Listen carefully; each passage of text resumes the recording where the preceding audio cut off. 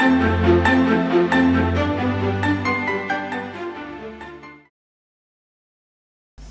Ubracha, nous poursuivons avec la deuxième Mishnah, Mishnah Bet du deuxième Pérek.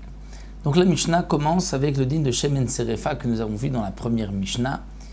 Bien que dans la première Mishnah, nous avons parlé des huiles lesquelles on ne pouvait pas allumer parce que les huiles ne brûlaient pas bien et qu'on risque de transgresser Shabbat en rapprochant l'huile vers la mèche. La Mishnah nous avait parlé d'une huile Shemen Serefa, qui est de l'huile d'olive, qui est une huile cachère, mais qui pose un autre problème. C'est que c'est de l'huile de terouma qui est devenue impure. Normalement, la terouma, donc de ce prélèvement qu'on donnait au Kohanim, le Kohen pourra consommer la terouma, l'huile, seulement s'il est en état de pureté et si l'huile est pure. Dans le cas où l'huile est impure, on ne pourra pas la consommer, mais on pourra l'utiliser pour éclairer comme combustible. Malgré tout, on ne pourra pas allumer les nérotes de Shabbat de Shemen Serefa. Pourquoi ?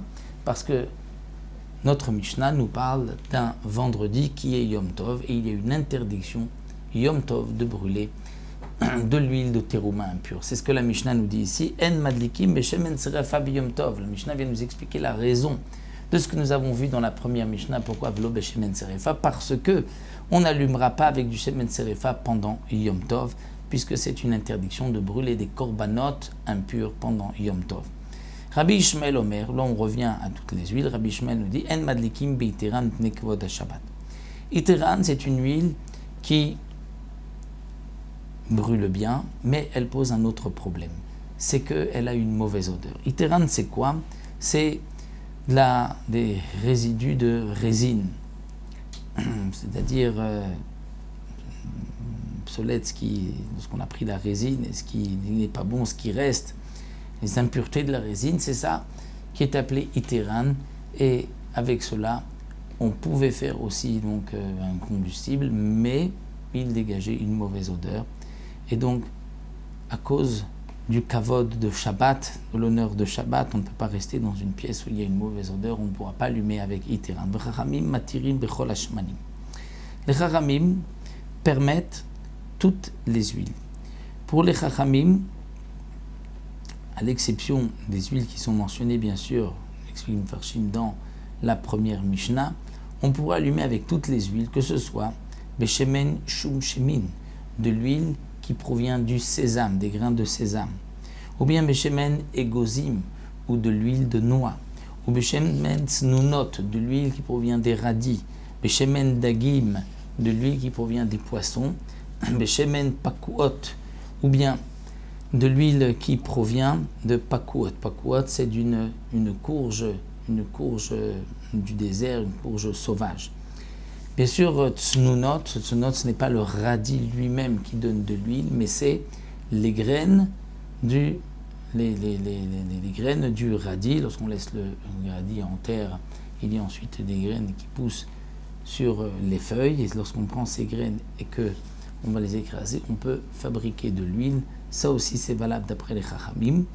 Donc, beshemen pakuot de cette courge sauvage. Beiteran, les chachamim permettent même avec le iteran, même s'il dégage une mauvaise odeur, c'est résidu cette solette de résine, c'est caché aussi, ou beneft. Beneft, c'est aussi une sorte, on traduit généralement le nef par le pétrole, mais ici il ne s'agit pas vraiment de pétrole, aussi une sorte de résine d'irachi qui est blanche et qui dégage une mauvaise odeur. Donc le neft est blanc d'irachi, et c'est pour cela que les chachamim malgré tout permettent de les utiliser, bien qu'il y ait une mauvaise odeur. Pour les chachamim, ça ne nous dérange pas. Ce n'est pas comme ce que nous avons vu plus haut d'après Rabbi Ishmael, qu'on ne pourra pas allumer avec le iteran. Mais malgré tout, il y a une huile qu'on ne pourra pas utiliser d'après les chachamim, c'est de l'huile à parsémone, de l'huile de balsamique. Pourquoi ? Et aussi du neft qui est de la résine vraiment blanche, parce que elle dégage, on va dire, l'huile balsamique dégage une bonne odeur, et on craint que pendant Shabbat, il risque de prendre une petite cuillère du récipient pour sa nourriture, comme c'est une bonne huile.